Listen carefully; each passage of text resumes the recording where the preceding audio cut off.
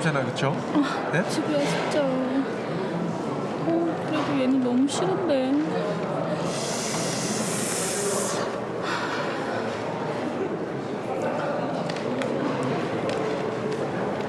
너무 긴장하지 마시고 어깨 힘 빼고. 대체 뭘 갖고 이러는 걸까요? 이은혜 씨를 이렇게 긴장시키고 망설이게 하는 것은 다름 아닌 오이입니다.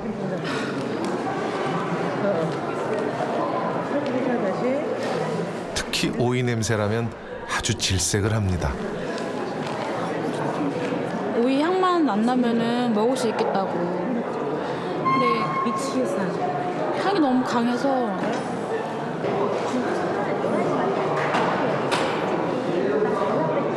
김밥 속에 든 작은 조각도 그녀는 그냥 넘기질 못합니다. 10년째 오이를 못 먹고 있다는 이은혜 씨는 오이를 먹으면 열이 나고 구토를 하는 등 병원에 실려 나갈 정도라고 합니다.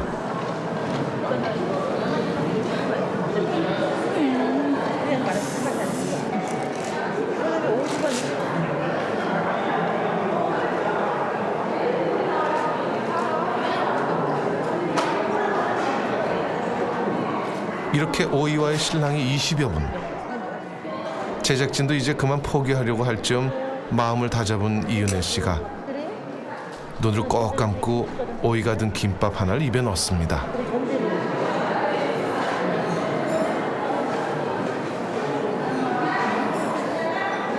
어때요? 숨 쉬지 말고 코를 막고 있어요. 아니야, 이래 향이. 그냥 삼키고 우유. 뱉으면 안 돼?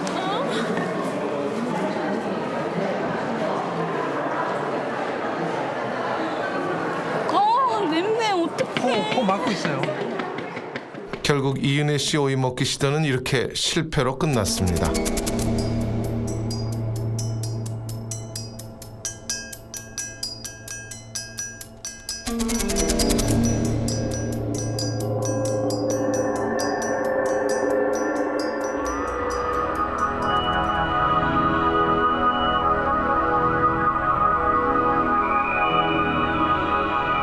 도대체 마음은 어디에서 나올까요? 우리는 지금까지 하지 못했던 새로운 탐색을 시작할까 합니다. 우리는 아주 오랫동안 인간의 마음이 가슴, 즉 심장에서 비롯된다고 생각해 왔습니다. 아직도 많은 사람들은 그렇게 생각하고 있습니다.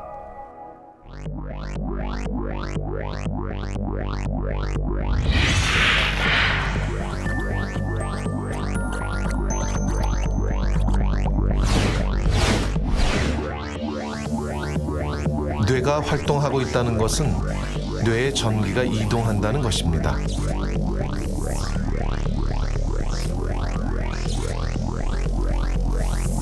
그런데 이 전기 신호에 갑작스러운 문제가 생기면 몸이 발작을 일으키는데 이를 간질이라고 부릅니다.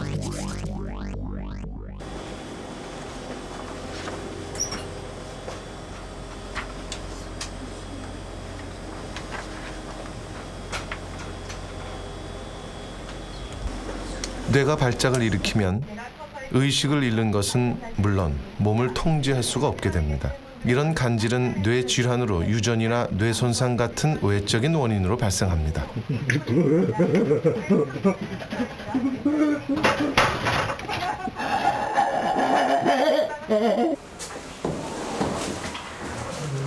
그런데 뇌에 이상이 없는데도 간질 발작 증세를 보이는 사람이 있어서 찾아가 봤습니다. 처음 뵙겠습니다. 안녕하세요. 죄송합니다. 이거 혼잡하게. 젊기도 젊으시고 30살이 전혀 안 돼 보이시는데 뭐 고등학생 같아요. 사전에 취재 허락을 받았지만 김미숙 씨 표정엔 불안한 기색이 역력합니다. 예? 그냥 좋아졌어요. 많이 좋아지셨어요? 처음에 시도가 그러니까 가짜로 발작하는 게 내가 남을 해치지 못하잖아요. 그렇죠? 그러니까 참는데 내 한계점이 이만큼 다다랐어요. 근데 내가 여기서 이상한 짓을 하면 남한테 피해를 주니까 피해 안 주는 방법이 나한테. 스스로한테 괴롭히는 거? 네. 그거예요. 김미숙 씨가 조금 이상해진 건 인터뷰가 한창이던 바로 이때부터입니다. 또 물어볼 거든요. 깰 때는 기분이 어떠냐고. 깰때 지우가 해봐. 그래서 지쳐서 자서 깬 다음에 아무렇지도 않아요. 깰 때는 그냥 보통 깨들지 그냥. 아무렇지도 않고 김미숙 씨 손이 경직되기 시작했습니다. 그동안 이렇게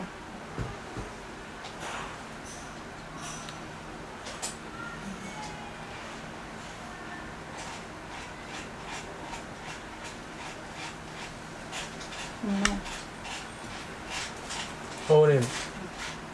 어머님. 예.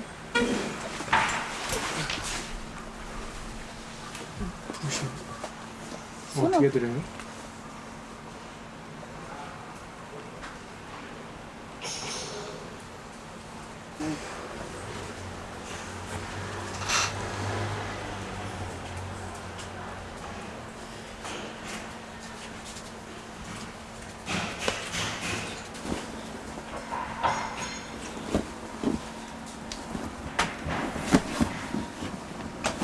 약 먹었나?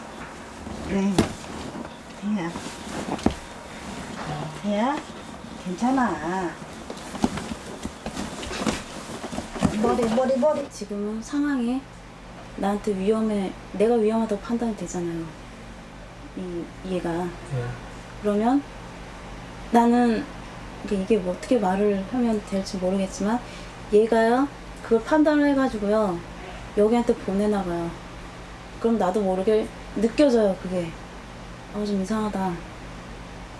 좀 그리고 나서 반응이 또 오는 게 이게 굳어버린다.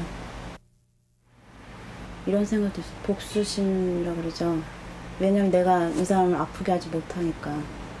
나는 공격받았는데 그것도 정신병인 것 같은데요. 그러면 뭐가 있을까 생각을 했어요.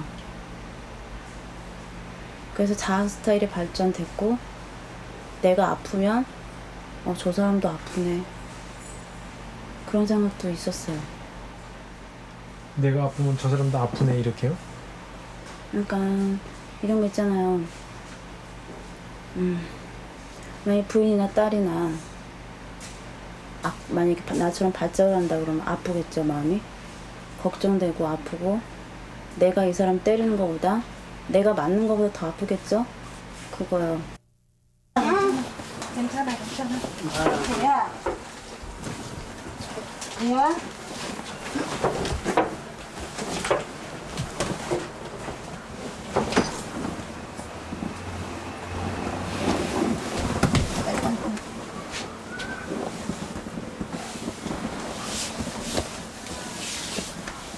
제작진이 보는 앞에서 발작 증상을 보인 김미숙 씨. 겉으로 표출된 그녀의 증상은 여느 간질 환자의 발작과 조금도 다르지 않았습니다.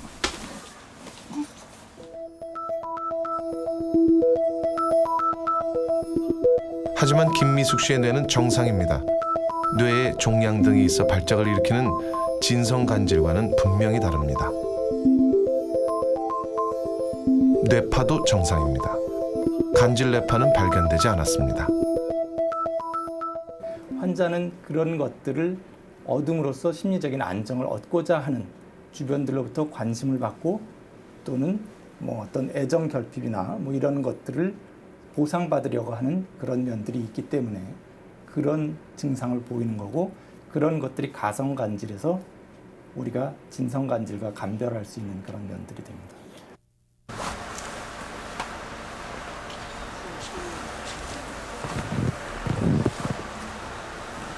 그녀는 왜 발작이란 가혹한 증상을 만들었을까요? 김미숙 씨가 이런 발작 증상을 보인 것은 초등학교 때부터였습니다. 저도 보따리도 몇 번 쌌어요. 살려고. 근데 제가 부모 없이 가가지고 예식장에 아버지 손 잡고 들어가려고 그 결심으로 살았거든요. 아버지 때문에도 많이 받았어요. 말을 안 하고 성격이 쾌활하지 않으니까 그게 병이 된 거예요. 아기 때부터. 발작은 자신의 불행한 현실에 맞서 김미숙 씨가 대응하는 방식인 셈입니다.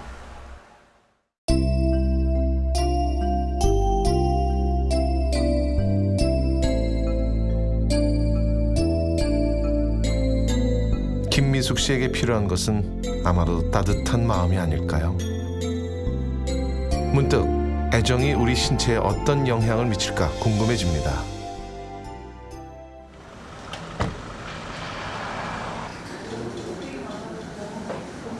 우리가 관찰할 대상은 토끼들입니다.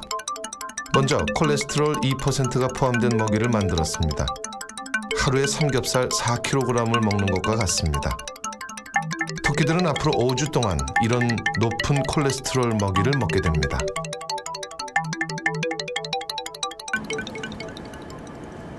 토끼들은 두 그룹으로 나누었고 한 그룹에겐 먹이를 줄 때마다 안아주고 쓰다듬어주는 등 애정을 주었습니다.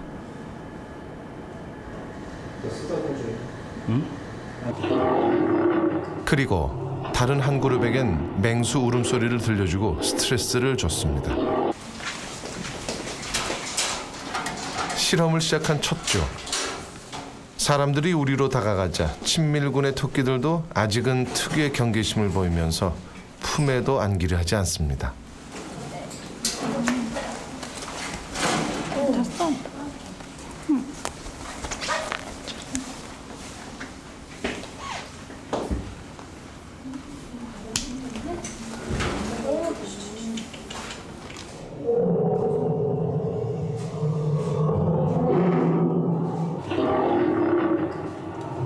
스트레스군 토끼들은 맹수들의 울음소리에 잔뜩 긴장해 있습니다.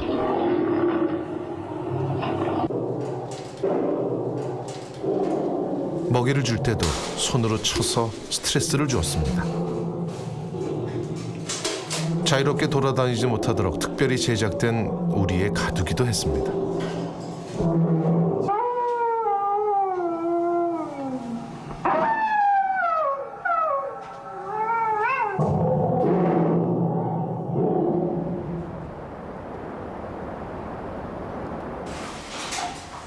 그리고 4주 후 같은 먹이를 먹은 두 그룹이지만 애정을 주었던 친밀군과는 달리 스트레스군 토끼 8마리 중 4마리가 혈관이 막혀 각막이 혼탁해지는 등 안구에 이상이 생겼습니다. 지금 스트레스군에서만 더 나타난 건 이제 콜레스테롤이 동맥의 벽에 침착되면서 혈관이 더 빨리 막히게 되는 거죠. 그래서 시간적으로 더 빨리 그리고 더 심하게 그런 막힘 현상이 나타나는 걸로 생각됩니다. 두 마리는 녹내장에 이르렀고 이런 상태가 한두 달 지속되면 안구가 파열된다고 합니다. 그러나 애정을 준 친밀군에선 스트레스군에서 나타난 이상이 발견되지 않았습니다. 도망가는 거냐? 귀여워. 귀여워. 착해. 그 사이 친해진 친밀군 토끼들은 전혀 거부감 없이 사람들의 품에 안깁니다.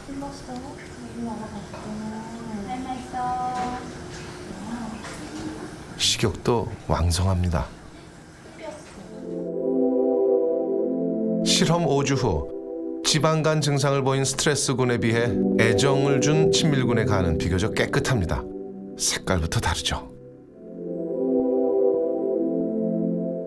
토끼들의 혈관입니다. 똑같이 콜레스테롤이 많은 먹이를 주었지만 혈관벽에 온통 지방이 낀 스트레스군에 비하면 애정을 받은 친밀군은 비교적 혈관 상태가 깨끗한 편입니다.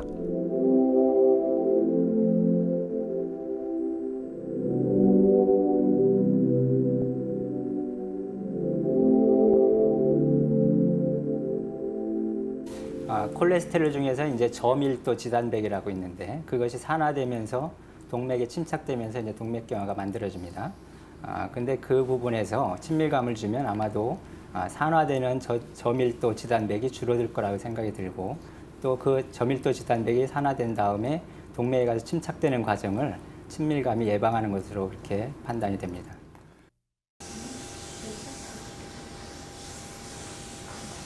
애정과 따뜻한 마음이 물질적인 변화를 가져왔습니다. 그런데 이런 결과가 비단 토끼들에게만 해당되는 건 아닙니다.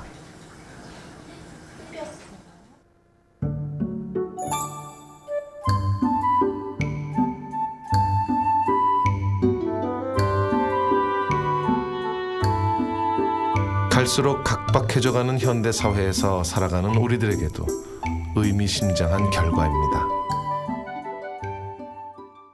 이름이 뭐예요? 어디 사세요? 지금 기분이 어떠세요? 네? 긴장돼요? 자기 모습이 어떻게 나오는지 알아요? 더 크게 쫙 한번 벌려보세요. 하품. 우리들 안에 우리들의 모습, 돌아보세요. 이쪽. 거치장을 뺀 우리들 본연의 모습입니다. 아, 옆으로 돌리고요. 좀 같이. 예, 좋습니다. 담으시고요. 먹고 마시고 소화하고 배설하고 삼키세요.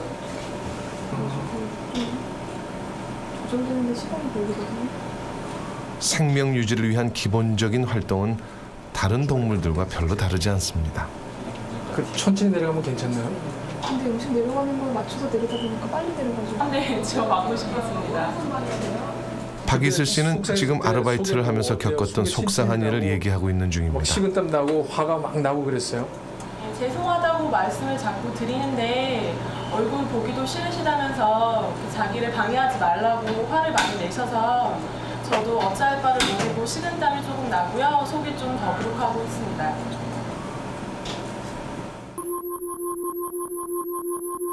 본래 우리의 몸은 이렇게 늘 마음의 영향을 받습니다.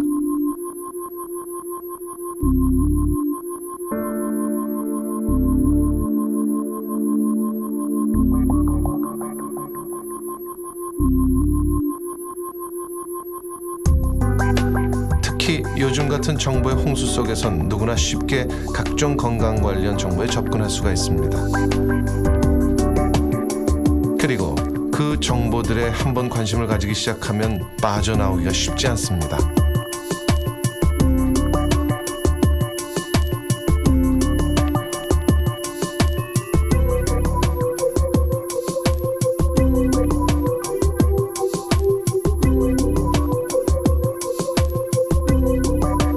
자신의 건강에 대한 관심은 어쩌면 당연한 것입니다.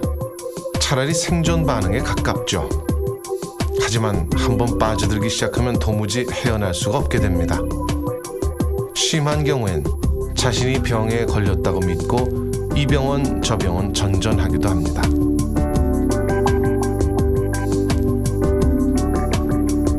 심한 정도가 조금씩 차이는 있어도 우리 모두는 이른바 건강염려증의 증세를 조금씩이라도 가지고 있습니다.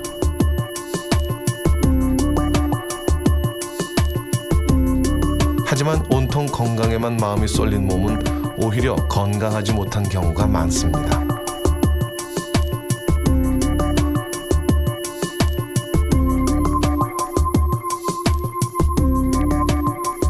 김영민 씨는 몇 해 전 바로 그런 건강염려증을 체험한 당사자입니다.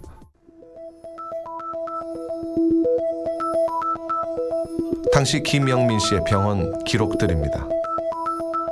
만성 간염을 갖고 있던 그는 이혼의 충격으로 간 수치가 정상인의 10배까지 올랐습니다. 무엇보다도 친한 후배가 간경화로 세상을 떠나면서 쇼크에 가까운 충격을 받았고 죽음의 공포 속에 인터넷이며 병원을 전전했습니다.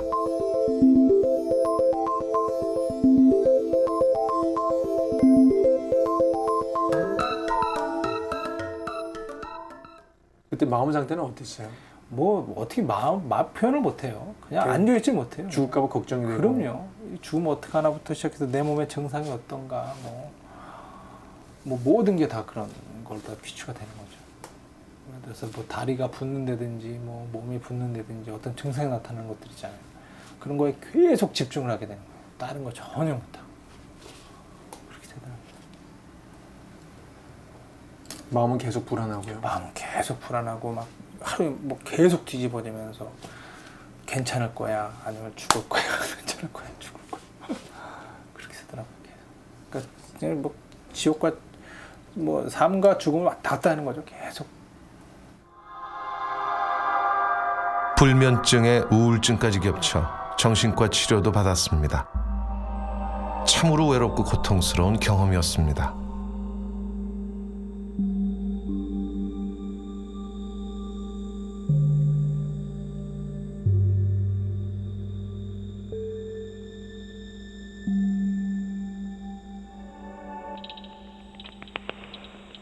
이렇게 무엇인가 한번 빠져들면 여간에선 벗어나기 힘들 뿐만 아니라 오히려 더 집착하게 되는 것이 바로 우리들의 마음입니다.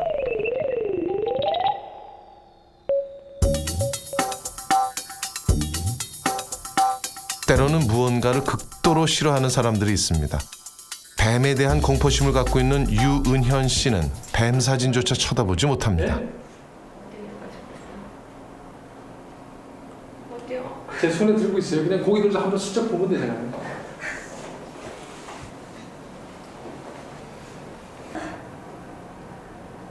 손 떼고 릴렉스 하시니까. 눈 감고 계세요. 보셨어요? 만화책 같은 데서 좀 자세하게 뱀에 관해서 이렇게 나오는 만화책 우연히 이렇게 본 게가 있었거든요. 그때 이후부터 좀 많이 싫어졌었던 것 같아요. 선천적이든 후천적이든 이렇게 무언가를 혐오하는 것은 그것에 관한 기억이 우리들의 마음에 강하게 각인되어 있기 때문입니다.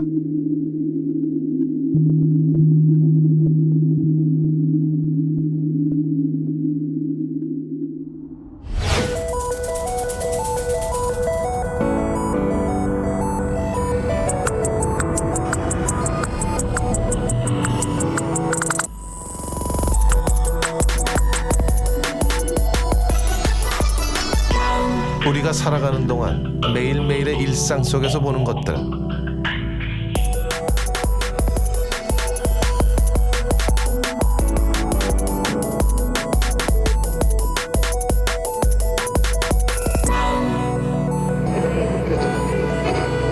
우리가 살아가는 동안 매일매일의 일상 속에서 듣는 것들,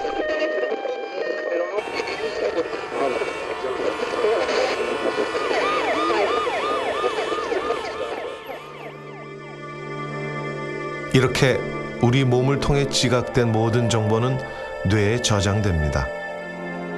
마음을 만드는 재료들이 되는 셈이죠.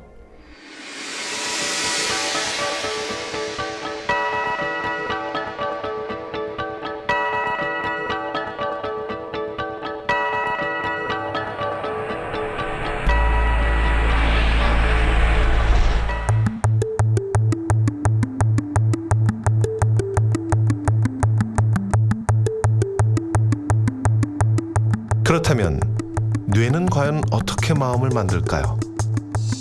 그 비밀은 복잡하게 얽혀있는 우리 몸의 신경망에서 시작됩니다. 온몸에 퍼져있는 신경세포들을 통해 외부에서 지각된 정보를 수집하는 것이 바로 뇌입니다.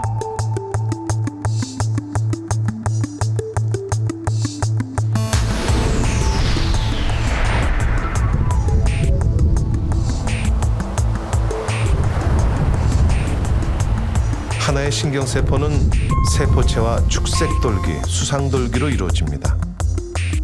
이것이 우리 마음의 최소 단위입니다.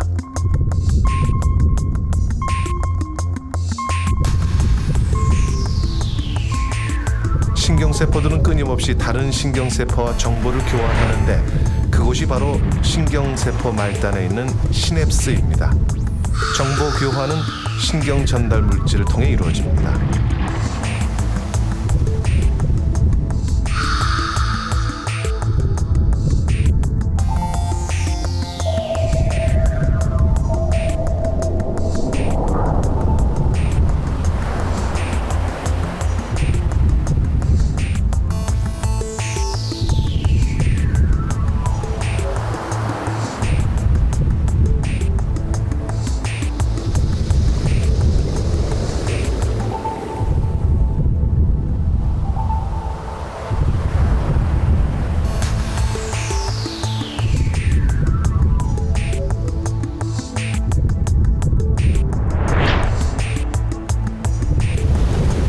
시냅스는 바로 신경세포들 간의 자유로운 정보 교환을 하는 다리 역할을 합니다. 그것이 바로 우리들의 마음이 작동하는 기본 메커니즘인 것입니다.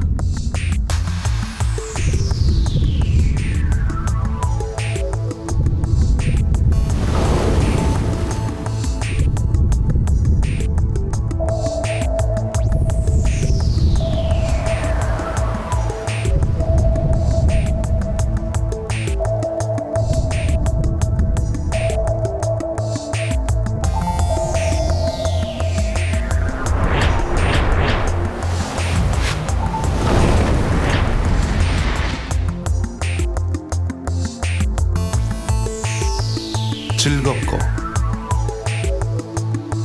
화나는 감정.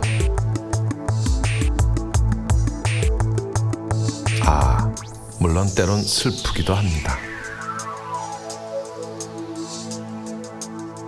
생각하고 머리를 써서 문제를 해결하는 지능.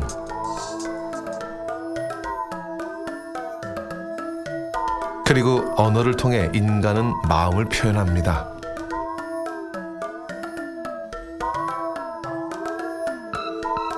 그리고 이러한 것들의 의식을 모두 합한 것이 마음입니다. 의식은 자신이 무엇을 하고 있는지 아는 것, 자기와 남과의 관계, 자아의 개념 등 추상적인 것들을 포함해 뇌 속에서 벌어진 모든 정신활동은 시냅스 작용의 결과물입니다. 특히나 우리 인간은 우리가 생각하는 것을 생각할 수 있는 특이한 능력을 가지고 있습니다.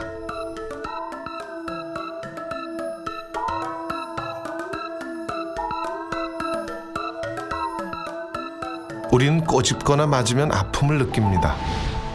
비명소리도 나오죠. 아주 순간적인 일이지만 물리적인 자극이라는 정보를 시냅스에서 재빨리 처리한 결과입니다. 공부를 한다는 것은 눈을 통해 들어온 책 속의 정보들을 뇌의 신경세포들이 시냅스를 통해 처리하는 것입니다. 사랑 역시 시냅스의 작용입니다. 사랑하는 동안 시냅스에선 도파민이란 기분 좋은 신경 전달 물질이 생성되죠. 운동 경기를 하는 것도 마찬가지입니다. 축구를 하는 동안 뇌는 잠시도 쉬지 않습니다.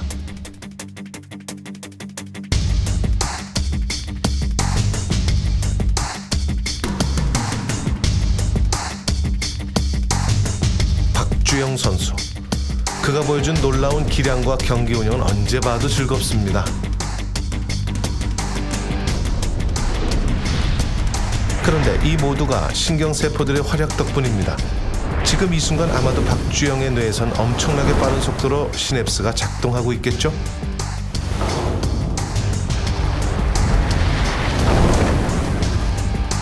바로 거기서 남보다 반박자 빠르다는 박주영의 순간 결정력도 나오는 겁니다.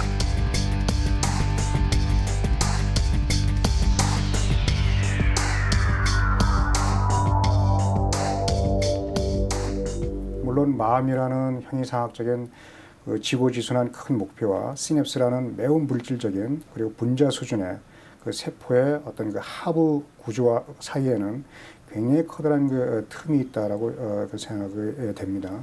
그렇지만 그 틈 사이에는 시냅스를 통해서 회로가 만들어지고 그다음 신경세포가 있고 신경세포들이 모여서 어떤 그 조직을 만들게 되고 조직은 어떤 시스템을 만들게 되고 그 시스템들이 상호 연관될 때 결국 우리가 다양한 정신 기능을 만들어낼 수가 있기 때문에 그 단계별로 어떤 수준에서의 그 일들이 벌어지고 있는지 그 메커니즘을 우리가 좀 더 명확하게 이해할 때 그 마음이라는 그런 신비에 쌓인 베일도 어느 정도 해결이 되지 않을까 그런 생각을 갖고 있습니다.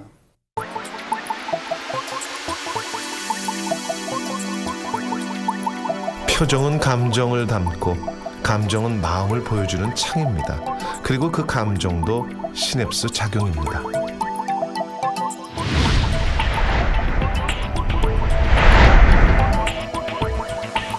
우리의 마음이 만들어지는 시냅스에선 전기 신호가 신경 전달 물질을 주고받는 화학 신호로 바뀝니다.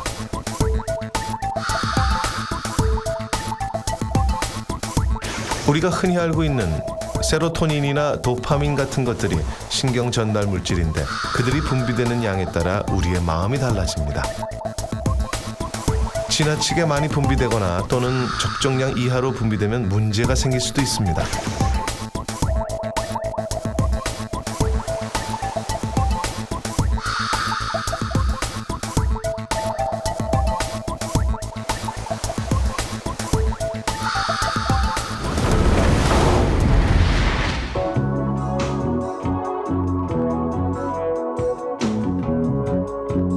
존 리머는 한때 신경 전달 물질인 도파민이 부족한 상태였습니다. Yeah, I've abused substances in the past. Yes, certainly. Yes. What kind? What kind? Well, all the kinds that there are around. You know, the ones that stimulate the dopamine, like we talked about at the doctor's office. So when Cigarettes, alcohol, cocaine, like this. These are the classic ones because they stimulate levels of dopamine. They give you the euphoria. It gives your brain energy. And you feel better. You feel different. Different. You know, eventually you feel bad again, you see? Because what it is it's triggering a cycle of raised levels and then much lower levels. 일단 많아진 도파민에 적응이 된 상태에서 그 양이 줄게 되면 불쾌감을 느끼게 됩니다. 그래서 습관성이 되고 그 다음엔 더 많은 신경 전달 물질이 필요하게 되죠.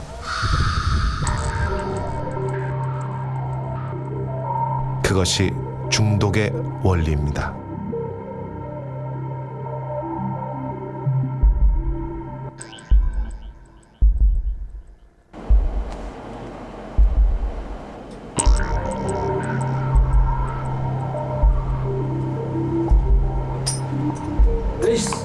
이 같은 중독 현상은 일상생활에서도 일어납니다.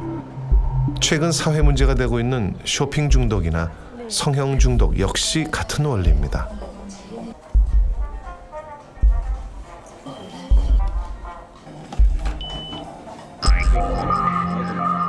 결국 뇌의 작용인 것이죠.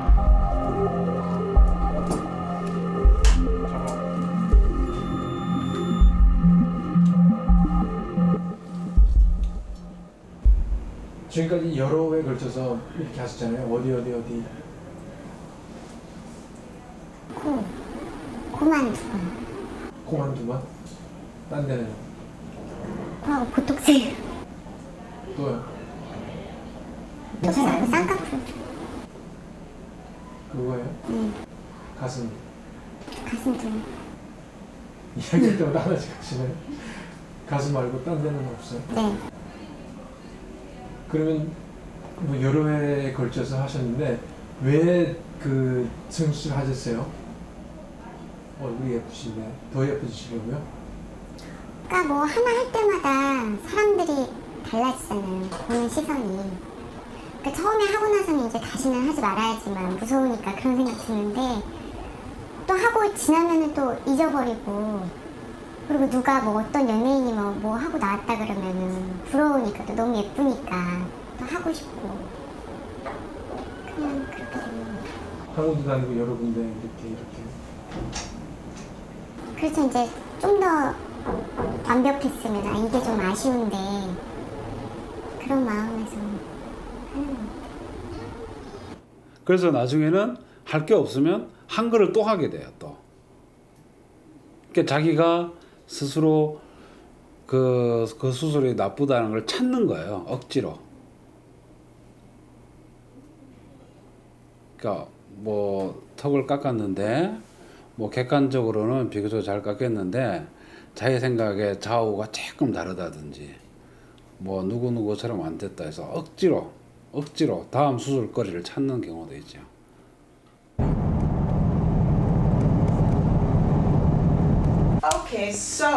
엘라인 영은 미국판 선풍기 아줌마입니다.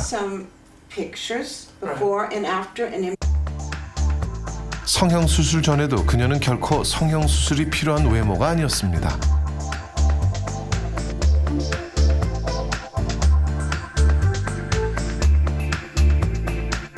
그러나 그녀는 지금까지 49번의 성형수술을 했습니다. Insecurity growing up in Beverly Hills, California, where the competition is so fierce. We look at the television and the women are beautiful. The men here are like really young, beautiful women. And I was told by my parents that I was fat, ugly, and would never amount to anything.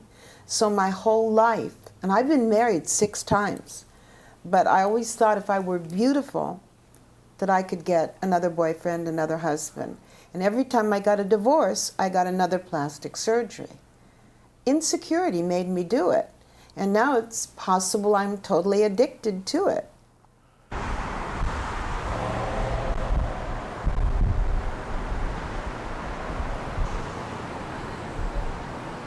A little bit hard right now, but 2주 전에 49번째 수술을 한 엘라인 영은 곧 50번째 성형수술을 할 예정입니다. Who does that? 그녀는 새로운 수술 방법이 개발되면 늘 첫 번째 환자가 되고 싶어 합니다. So what I want you to do is actually come in tomorrow morning. She may be addicted. However, she has what is called a body dysmorphic disorder. She has a problem with her image. She constantly tells me she's disfigured and she's ugly and she wants to look better. So her goal in life is to look better.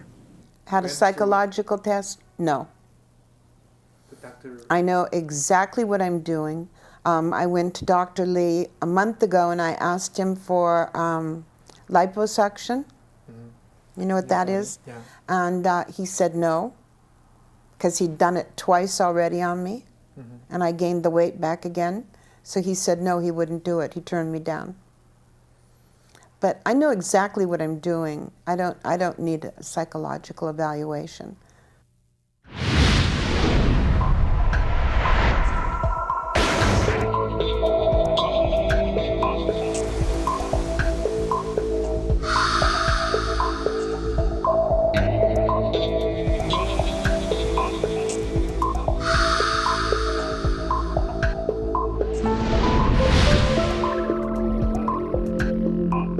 뇌의 각 부분은 신경세포와 시냅스가 뭉쳐서 만들어지는 것입니다.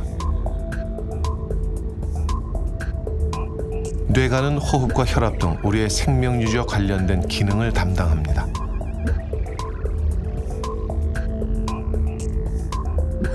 그리고 편도체는 두려움과 공포 등 감정과 관련되어 있습니다. 해마는 우리의 기억에 중요한 역할을 하죠. 후각을 제한 모든 정보는 이 시상을 거쳐야만 합니다. 손에는 우리 몸 각 부분이 상호 협조를 하도록 합니다.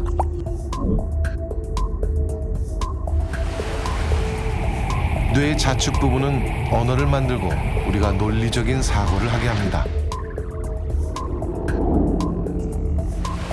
이 뇌량이 없으면 좌뇌와 우뇌가 연결되지 못하죠. 우측뇌는 비정상에 대해서 매우 민감하게 반응합니다. 그리고 이 대뇌피질은 4개의 영역과 운동과 감각을 담당하는 구역으로 나눠져 있습니다.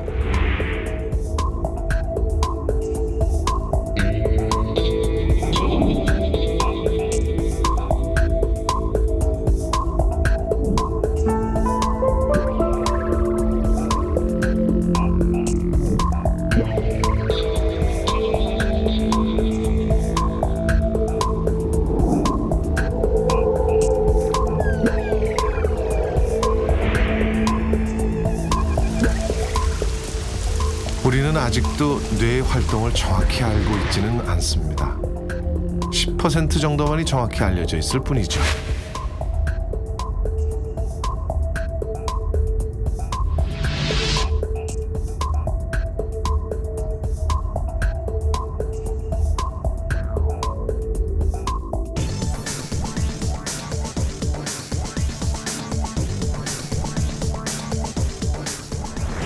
신경과학자들은 뇌가 없다면 결국 마음도 없다고 말합니다. 그렇다면 우리 뇌 속의 시냅스 연결을 바꾸면 마음도 바꿀 수 있을까요? 세계적인 뇌 과학자 호세 델가도 박사 방에 있는 사진들은 모두 머리에 무엇인가를 붙인 모습들입니다. 심지어는 머리에 수술한 사람 모습도 보입니다. No. Nothing is in the brain. Everything is underneath of the scalp. Underneath the scalp. Yeah, underneath of the scalp, and then with electrodes going to the brain. But now I have even something even newer, which this I don't have. No, I don't have. Which is the electromagnetic waves. It's like TMS. With this, from the outside, you can go inside of the brain.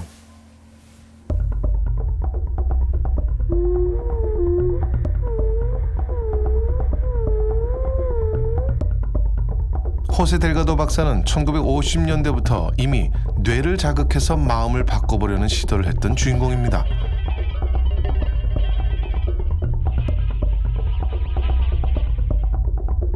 두개골 밑에 있는 뇌에 전극을 넣어서 외부에서 리모트 컨트롤로 자극을 줘 마음을 통제하는 실험이었습니다.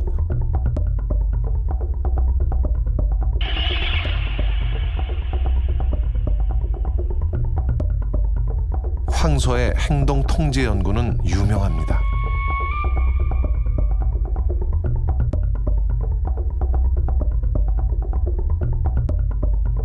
성난 황소를 마취시킨 뒤 뇌에 전극을 넣습니다.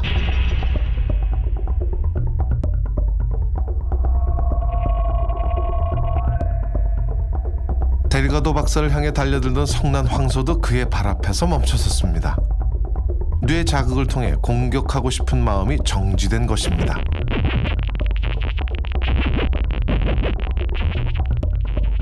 원숭이의 공격성 통제 실험에서도 같은 결과를 얻었습니다. 화난 원숭이가 조용해졌습니다.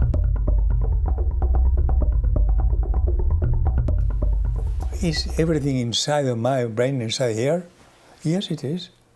But I would like to know how each element modify my behavior, my thinking, and this is why trying to investigate my own personality, I was so interested to investigate monkeys and cats and dogs and animals because their brain is very similar to mine. And that's why, yes, I'm very interested to know how the human brain works, but I cannot experiment with the human brain, and therefore I must go to the animal brain. And they will give me, well, some answers about how humans think, yes. So what did you find?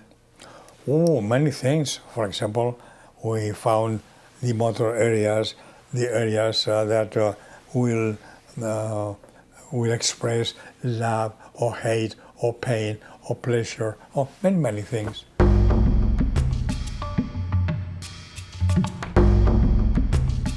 이후에도 호세 델가도 박사는 많은 동물 실험을 통해 연구를 계속해왔고 그 결과 일부 뇌 기능을 파악할 수가 있었습니다. 그런데 만일 사람의 뇌에 칩을 넣는다면 과연 어떤 현상이 벌어질까요?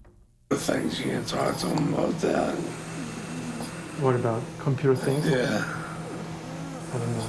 매튜 네이글은 세계 최초로 생각을 읽을 수 있는 전자칩을 뇌에 이식한 사람입니다.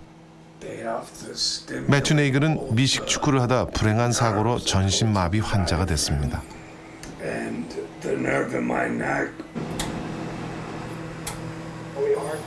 하지만 지금 그는 휠체어에 앉아 생각만으로 TV를 켜고 채널도 바꿉니다.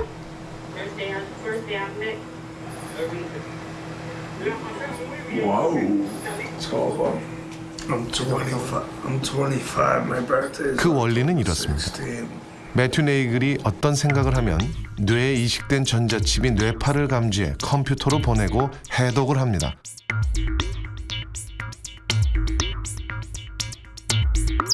머리에 장착된 칩은 다른 전자제품을 조종할 수 있는 컴퓨터에 연결되어 있습니다.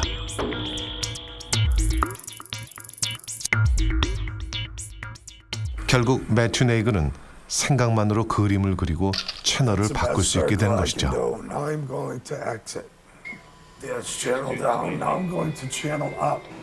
You know, I could look at the screen and I could control a mouse and go anywhere I wanted to with the mouse, you know. And at the time I thought, you know, that's cool, you know, and everybody was saying I was a pioneer. You know, I didn't really think of it that way. I'm going to close the hand. 뇌의 운동 피질에 이식된 전자칩은 생각만으로 인공손을 움직여 물건을 잡을 수도 있게 합니다. Not bad, man. Not bad at all. And what we've done is we've been able to successfully tap into the brain and read out that message that's coming out, that complex Morse code message that's coming out, and read it out. And what's a big surprise is how straightforward that signal is. 뇌에서 나온 전기 신호. 그것이 곧 마음인 것입니다. 로봇을 개발하고 인공지능을 만드는 MIT의 천재 과학자 마빈 민스키 박사도 마음을 연구 중입니다. 그는 20년 뒤면 인간의 뇌만큼 똑똑한 기계를 만들 수 있을 거라 말합니다.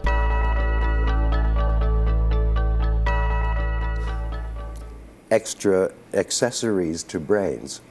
Like when you buy a car, then you buy an air conditioner and you buy radios.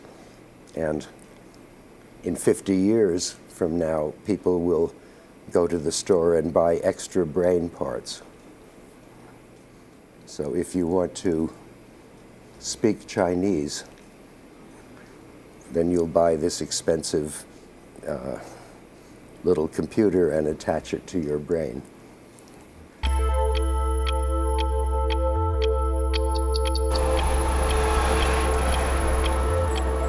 우리는 지금까지 마음이 뇌가 작용한 결과임을 확인했습니다. 그렇다면 과연 마음은 인간에게만 있는 것일까요?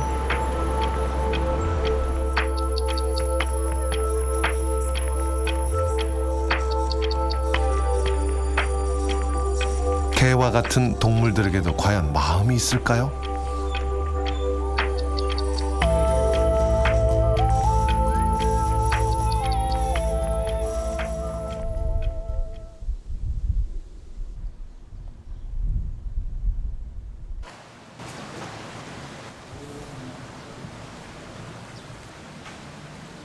이곳에선 60년대 후반부터 영장류를 연구하고 있습니다. 침팬지의 수명이 약 50년이니까 침팬지는 거의 한 세대를 연구한 셈이죠.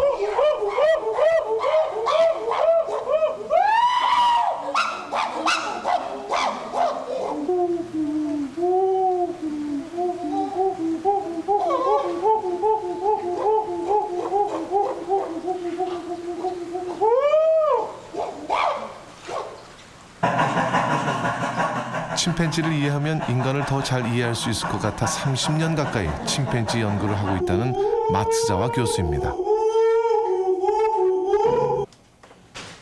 아이와 아유무를 포함해 침팬지를 학습시키는 것도 마츠자와 교수의 연구입니다. 모니터에 숫자를 띄워주면 침팬지는 순서대로 누릅니다. 아주 잘하죠? 보상으로 하루치 양의 사과 조각이 주어집니다.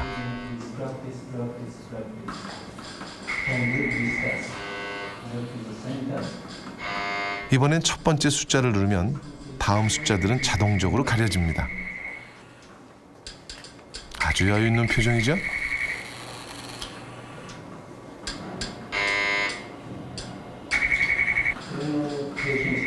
이번 게임은 단 0.22초만을 보여주고 숫자들이 모두 가려집니다. 숫자들의 위치도 바뀝니다. 자, 시청자 여러분들도 한번 따라해 보실까요?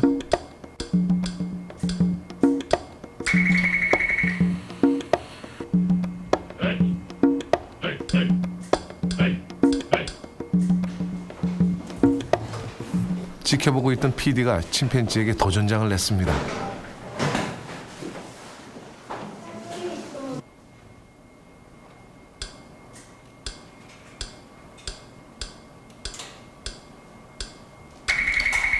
첫 게임은 아주 쉽게 통과했습니다.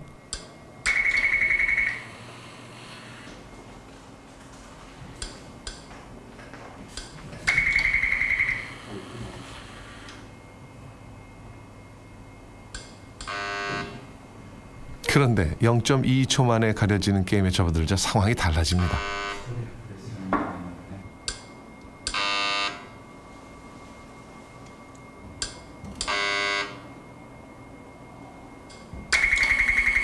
쉽게 볼 일은 아닌가 봅니다. 만만치가 않은 모양인데요. PD 표정이 난감해지기 시작합니다. A few more. Stop.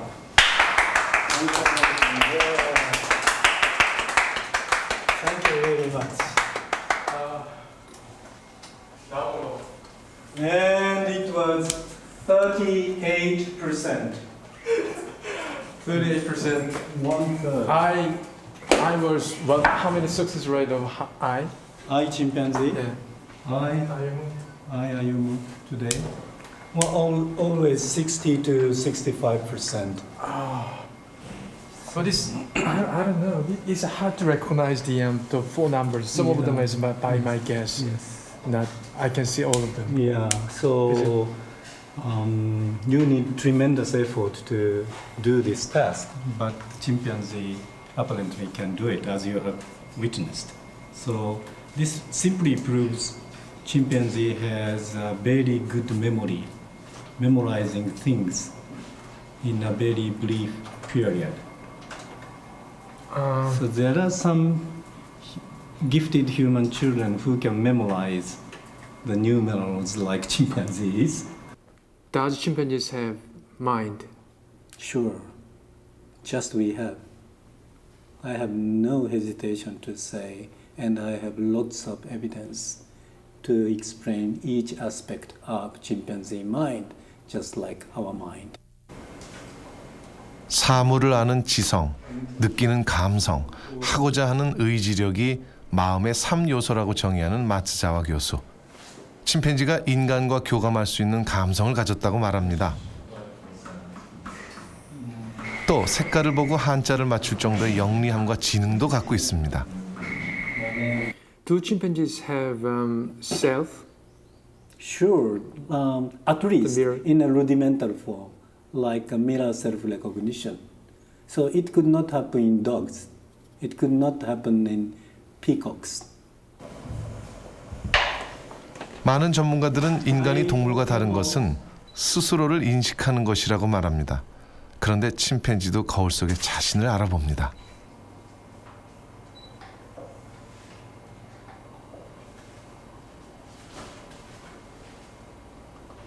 I do not deny chimpanzee has intelligence, emotion, and maybe will. But I have a doubt whether their minds can reflect their mind. But I'm very much sure our mind can reflect my mind or even think about your mind. That could be completely different from mine. So our mind can work in this way, hierarchically recursive. 그러나 침팬지는 자신이 생각하고 있는 것을 생각할 수 없습니다. Yes, this is chimpanzee. It's all adult, I guess. Yeah. 침팬지의 뇌와 인간의 뇌는 크기는 차이가 많이 나지만 구조나 작동 원리는 비슷합니다. 그러나 인간의 뇌에서 나오는 인간의 마음만이 가지는 특성이 있습니다. 그것은 바로 마음이 마음을 반영하는 능력입니다.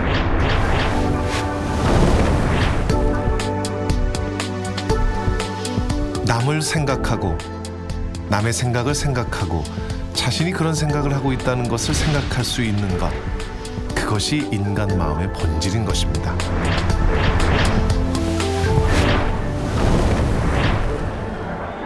앞에서 봤던 이은혜 씨 기억하시죠? 오이 냄새 때문에 10년째 오이를 먹지 못했다고 했던 분이죠.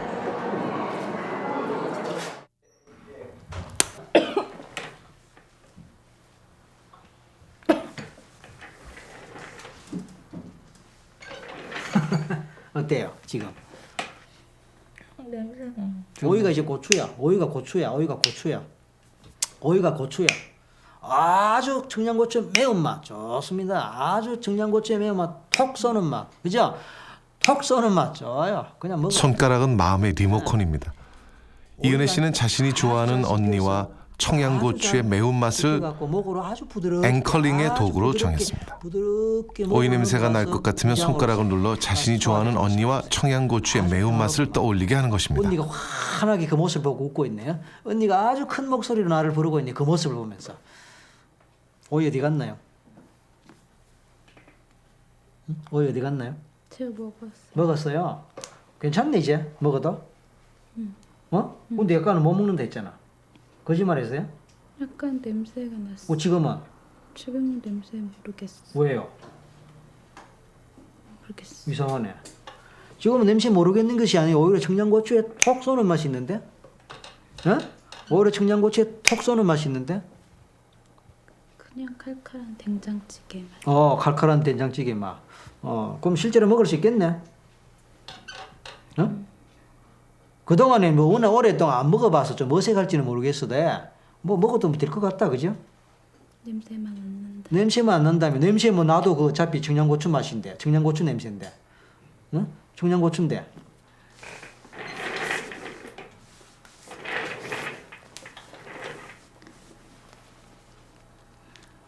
과연 이은혜 씨는 마음을 바꿀 수가 있을까요? 그죠? 일단 오이를 가까이 하는 데는 성공입니다. 누가 보고 있어? 언니. 응. 향이 안 나는 거. 안 나지 당연히. 좀 있으면 이제 된장. 아주 구수한 된장. 그죠? 된장. 이제 한번 먹어봐요. 아까 먹어봤잖아 이미. 그럼. 그죠? 아까 먹어봤잖아. 그죠? 부드럽게. 그죠? 부드럽게. 지금 먹는 게 오이예요, 청양고추예요? 오이. 근데 맛은 향은 오이 향이 안 난다고. 향이 안 나. 이게 이제 마음의 작용인데 마음 자체가 바뀐 거예요. 그러니까 무슨 말이냐면은 이 오이의 향기가 역겹다라는 그 기본적인 마음의 습관이라 그럴까 그게 허물어진 거예요. 허물어지면서 내가 좋아하는 청양고추의 맛과 향기 그것하고 버무려진 거예요. 그러니까 이 자체는 꼭 같은 것이라도 이걸 바라보는 내 마음이 바뀐 거예요. 이걸 바라보는 내 마음이 바뀌었으니까 맛도 달라지고 향기도 달라져 버리는 거예요.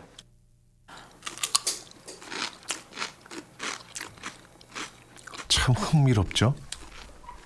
하지만 우리가 본 것은 동화 속의 얘기가 아니라 우리 안에 있는 마음에 관한 이야기입니다. 이렇게 우리의 몸을 지배하는 것은 뇌가 만들어내는 우리의 마음입니다.